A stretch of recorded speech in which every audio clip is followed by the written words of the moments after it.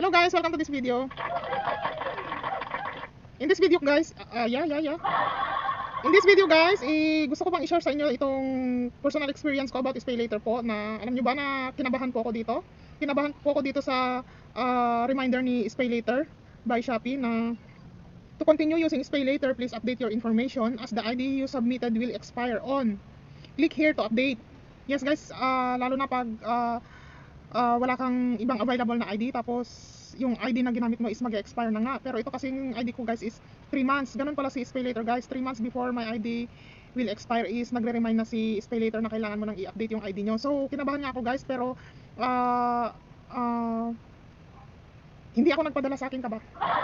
Kaya naman gusto kong i-share to sa inyo guys dahil katulad ko wala akong idea kung paano kaya yan, baka ma-discontinued nga yung SpayLater ko. Syempre nakakakaba yun guys, lalo na is bago pa lang po ako kay SpayLater. May segue ko lang po no. More than 6 years na yata po ang account ko dito. More than 6 years user na po ako ni Shopee. More than 6 years na po akong buyer sa Shopee. Kung i-add ko pa po yung ibang accounts ko is more than a decade na po yata. Hindi naman sa decade. Siguro mga nasa more than 7 years na po akong bumibili kay Shopee. Pero this year 2025 lang po akong nagkaroon ng SpayLater kasi wala naman po kasi akong ka-idea na may paganito si Shopee po. Natuto lang po akong i-activate itong SpayLater ko nung nakakapanood na po ako ng mga reviews about Shopee SpayLater. Yes. Dahil nga pag nag-shopping naman po kasi ako is parang kay GCash. Wala akong ka-idea kailan ako na-offeran ng G-loan, G-gifts, G-credit kasi nga po kung ano yung sadya ko sa platform na yan, halimbawa kailangan ko lang mag-transfer, kailangan ko lang mag-receive ng pera, yun lang po ang ginagawa ko, hindi po ako nag-explore. Parang sa Shopee po, kung may gusto akong bilhin, dumidiretso lang po ako sa mga vouchers tsaka sa gusto kong bilhin, nagbe-browse lang po ako kung ano yung mga magagandang quality na kailangan kong bilhin. So hindi po ako nag-explore na hindi ko po napapansin tong mga pautang products ni Shopee po. Kaya naman naisipan ko lang i-activate itong SpayLater ko, kailan lang po, this year 2025 lang po. So ituloy po natin yung kwento ko. Ito nga po at yung ID po na ginamit ko kay SpayLater is mag-expire na daw within 3 months. So kailangan ko na daw i-update. Syempre kinabahan po ako kasi baka wala po doon yung option na parang si Lazada po kasi is nagtampo po ako kay Lazada dahil ang dami ko pong segue no. Dahil very limited po yung mga IDs na kailangan kay Lazada. Pero nagkaroon din po ako ng last SpayLater doon. Pero dahil nagtampo ako, nag-walk out po ako kay Lazada. So ituloy na nga lang po natin itong si SpayLater ko guys dahil may available funds pa po ako kay SpayLater. Trinay ko pong i-cash out muna yung available funds ko po bago ko po i-update yung ID ko no kasi baka ma-freeze po eh. Yan, bago ko po i-update yung ID ko po kay SpayLater, nag-generate muna ako ng QRPH kay Maya Business and then transfer ko po muna yung available balance ko po doon at successful naman po.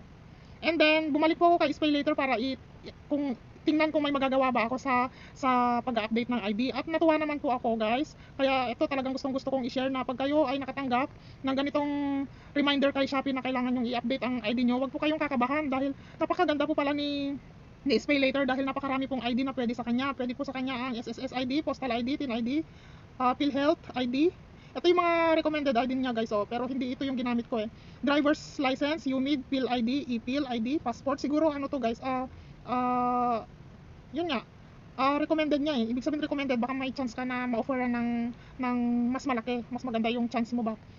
And then yun nga guys, yung mga available na ID na pwede mong pagpilian kay SpayLater. Kaya natuwa naman ako guys na meron siyang TIN ID kasi marami po akong ID dito kaso mga luma na po. And then meron ako 2030 pa mag-expire yung residential ID ko, Quezon City ID. So hindi naman pwede yung dito dahil wala namang nakalagay dito na pwede ang identification number na residential ID, wala naman dito. So laki pasalamat ko talaga guys na meron siyang TIN ID. So ginamit ko po yung TIN ID ko. And speaking of TIN ID guys, yung TIN ID ko dito is naka-record na rin po sa Shopee account, SpayLater account ko yun as backup ID. And so pasalamat naman ako guys at tinanggap pa rin niya.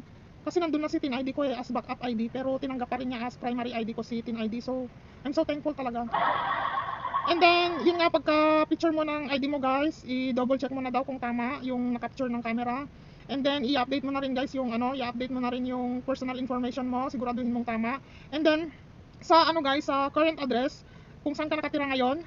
And then itong advice ko guys, kung magkaiba yung address mo kung saan ka nakatira ngayon at yung address sa ID mo, kasi TIN ID ngayon guys, ibig sabihin medyo iba yung address ko sa TIN ID dahil nga ang TIN ID guys is walang expiration. So ang nilagay ko dito, current address, kung saan ako nakatira ngayon, yung address ko. Ang nilagay ko sa permanent address guys is yung address sa ano ko guys, address sa ID ko. Para hindi magka-problema, ilagay mo siyang permanent address, yung address sa ID mo. Yun na lang ang ilagay mo sa permanent address. And then kailangan dahil magkaiba yung middle name ko sa previous ID ko guys, tsaka sa tin ID ko. Sa tin ID ko kasi guys is kompleto yung middle name ko. Sa previous ID na ginamit ko kay SpayLater is initial lang po. So kaya kinailangan ko pong mag-submit ng documents para suportahan yung ID na sinubmit ko po. So pag just in case po na mangyari din po ito sa inyo, ito tinanggap po niya yung birth certificate ko po. Pinicturean ko po yung birth certificate ko, and then yun po yung sinubmit ko as proof na dahil daw binago ko daw yung pangalan ko, kailangan ko daw mag-upload ng proof ng pangalan ko. Halimbawa, kung married ka, ganun, dahil nag-iba ka ng pangalan, nabago yung pangalan mo, yun, kailangan mong mag-upload ng documents. Sa proof of address naman po, dahil daw binago ko rin daw yung address ko, kailangan kong mag-upload ng proof of address. So, nag-login naman po ako ngayon sa website ng bank account ko, and then in-screenshot ko po yun dahil ito talaga yung bank account ko po sa website. Hindi ko na po i-disclose yung pangalan ng bank. Napakalaking tulong po niya dahil yung address ko po sa bank na yun tsaka yung address ng tin ID ko is pareho po, kaya siya po yung tinakbuhan ko. In-screenshot ko po siya doon, yung personal information ko, dahil nandun po yung address ko, kapareho ng address ng tin ID ko. In-screenshot ko po yun po yung sinubmit ko kay SpayLater as proof of address. So alam nyo ba guys, nakakabang kaba ako, di okay na guys, mamaya na yung kaba. Okay na guys, in-upload ko na yung birth certificate ko as proof na nabago yung pangalan ko, and then in-upload ko yung screenshot ng bank information ko dahil nandun nga po yung address ko, nakapareho ng ID na sinubmit ko, dahil yung ID nga po, uulitin ko, is iba po yung address sa current address ko ngayon. Yung nasa ID ko po, yun po yung ginawa kong permanent address. So in-upload ko po yun. And ito na, selfie, meron siyang selfie, and then your ID information update is under review. Itong under review niya guys, siguro mga 12 hours. Kinabahan ako guys, kinabahan ako na baka hindi nila tanggapin yung mga in-upload ko. Is paggising ko naman guys, is naalala ko si SpayLater, binalikan ko po. At tuwang-tuwa naman ako guys na asa na ba yung notification ni notification ni SpayLater. Ito na yung notification ni SpayLater. Your SpayLater account has been unfrozen. Ibig sabihin pala, ito, nung time na pinapa-update pala sa akin yung ID ko is naka-freeze na pala yung SpayLater account ko. Pero na-transfer ko pa guys yung balance ko doon And then ito na yung notification is SpayLater guys. Successful update. Congrats. You have successfully updated your account. This will expire on year 20 ano pa guys? Year 2028 pa. 2025 pa lang ngayon. Ibig sabihin 3 years bago ko kailanganing i-update again yung SpayLater personal information ko. So, your SpayLater account has been unfrozen and you are now able to resume using it. Thank you. Thank you talaga guys. Thank you talaga ako na congratulations, you have successful updated your information. Yung mga nagpa-pop up guys na notification sa Shopee. So, nakakatuwa guys. Nakakatuwa na tinanggap nila yung picture ng birth certificate ko tsaka yung screenshot ng bank account personal information ko. So, hindi yung bank statement guys personal information, kasi nandun nga po yung pangalan mo, yung cellphone number mo, yung address mo. So, yun.